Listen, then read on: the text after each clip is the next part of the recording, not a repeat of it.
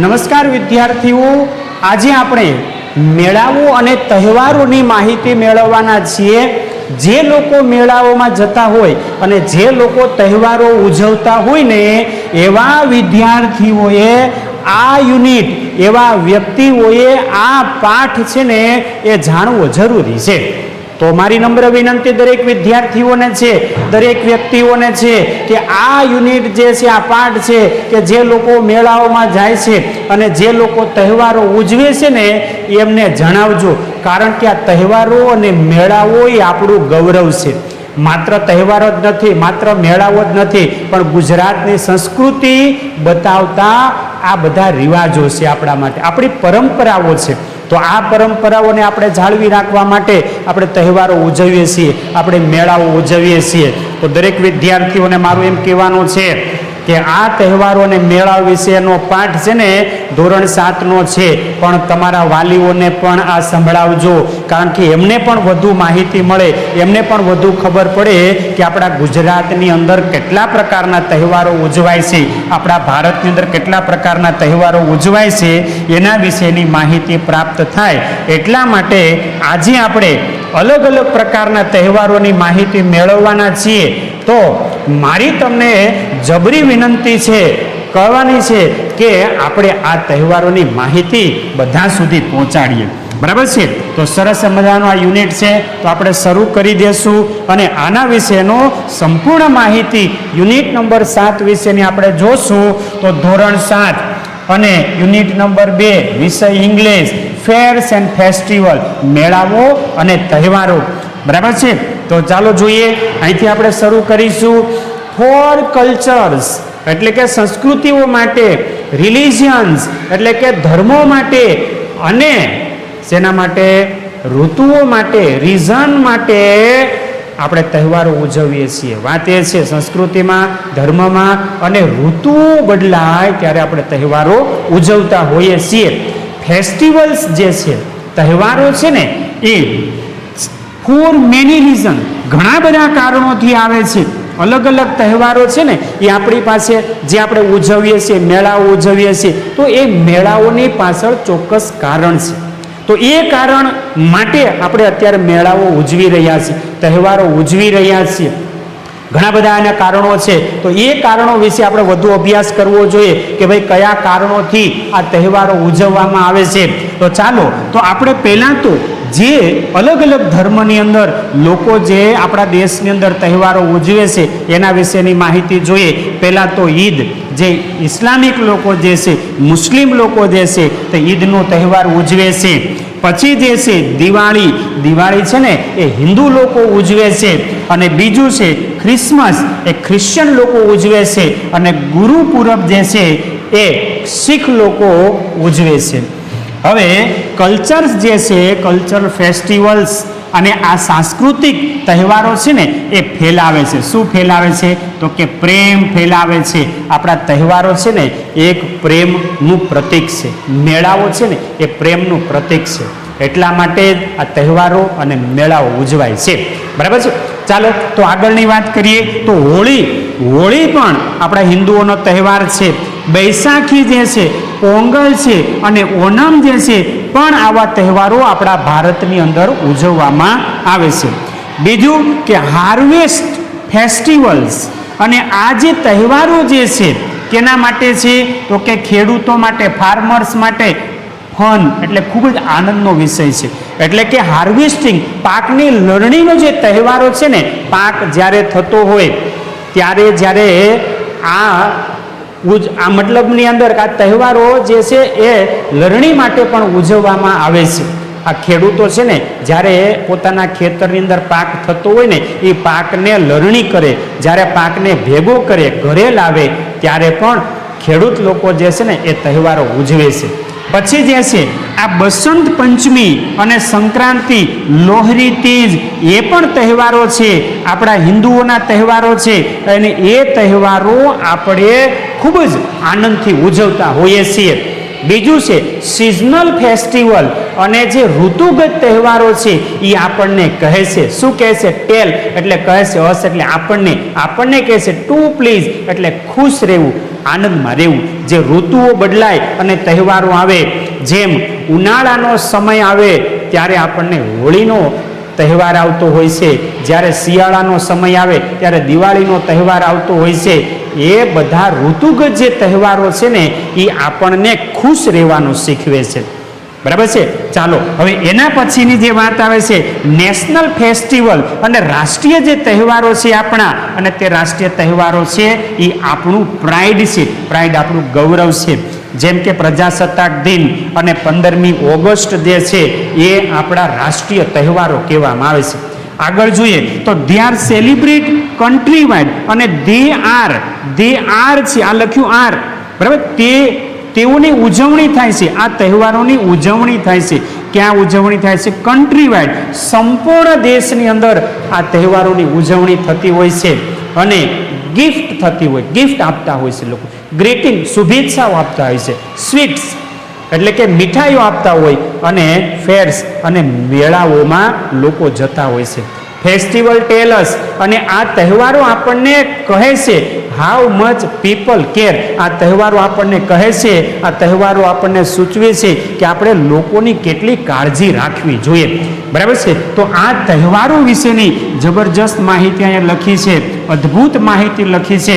મારી વિનંતી છે કે દરેક વિદ્યાર્થીઓને આ વાત તમે કરજો તહેવારો વિશેની. બરાબર છે. ચાલો એના વિશે, એના પછીની વાત આપણે આગળ વધીશું. તો હવે ફેર ઓફ ગુજરાત, ગુજરાતના મેળાઓની વાત છે.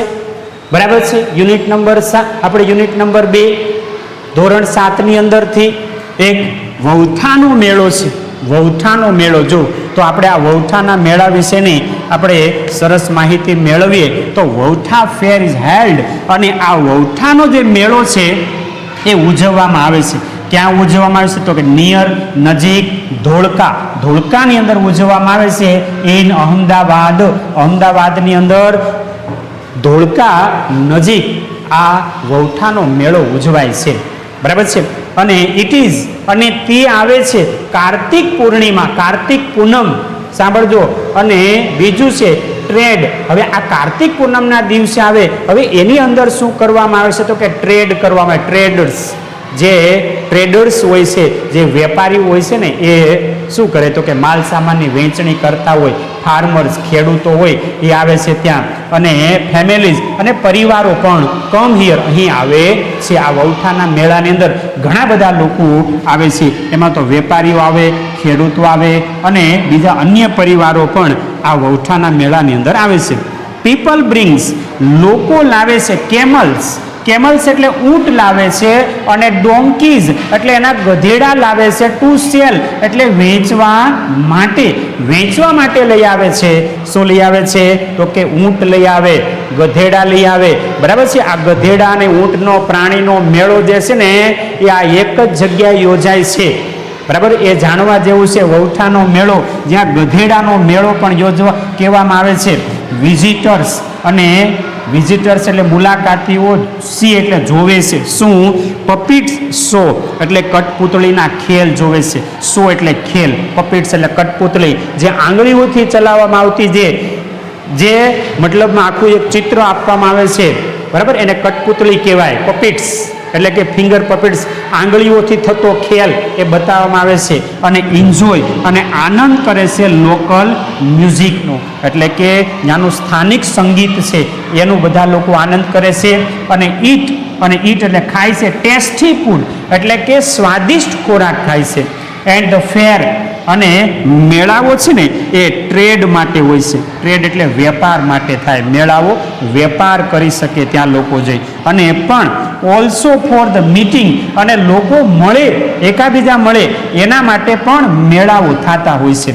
અને it is one of the biggest festival, biggest animal fair in the Gujarat. અને આ એક એવો મેળો છે કે ગુજરાતમાં સૌથી મોટો મેળો થાય છે. ગુજરાતની અંદર તો મેળા ઘણા બધા થતા હોય છે, પણ એમાંનો એક આ મોટો મેળો છે, પ્રાણીઓ માટેનો એક મોટો મેળો ગણવામાં આવે છે. ચાલો તો એના પછીનું આપણે બીજી ઇમેજમાં જોશું, અને ઇમેજ નંબર 2. હવે એના પછીનું આપણે ઇમેજ નંબર 3 જોવાની છે. ચાલો તો આપણે ઇમેજ નંબર 3ની અંદર શું આવે છે? તો કે જુનાગઢની અંદર ભવનાથના મેળાની વાત આવે છે.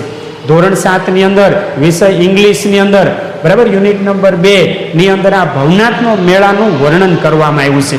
જે લોકો ભવનાથના મેળામાં ગયા હોય ને એવા લોકોને આ યુનિટ મોકલી દેજો, કારણ કે જે લોકો જુનાગઢ ગયા હોય અને જુનાગઢની અંદર ભવનાથ અંદર મેળો થાય છે. ચાલો તો એના વિશે આપણે માહિતી મેળવીશું. ચાલો, ભવનાથનો જે મેળો છે ઇઝ હેલ્ડ, એ યોજવામાં આવે છે ઇન એટ ગિરનાર હિલ્સ, ગિરનારની ટેકરીઓમાં, નિયર જુનાગઢ, જુનાગઢની નજીક ગિરનારની અંદર આ ભવનાથનો મેળો યોજાય છે. ફ્રોમ વન નાઇટ, એક રાત્રિથી, સાંભળજો, બિફોર મહાશિવરાત્રિની જે દિવસ હોય છે ત્યારથી માંડી નેક્સ્ટ 5 days અને 5 દિવસ સળંગ આ મેળો ત્યાં યોજાય છે. મેની સેન્ટ, ઘણા બધા સંતો આવે છે, સાધુ આવે છે, એન્ડ ડિવોટીઝ અને ભક્તો આવે છે. કેના ભક્તો આવે છે? તો કે શિવ, શંકર ભગવાનના ભક્તો આવે છે. શિવ ગોડ જે છે, ગોડ શિવ કમ હિયર, અહીં આવે છે. કમ હિયર એટલે અહીં આવે છે. ભગવાન શંકરના ભક્તો આવે છે, સંતો આવે છે અને ભક્તો આ મેળાની અંદર આવતા હોય છે.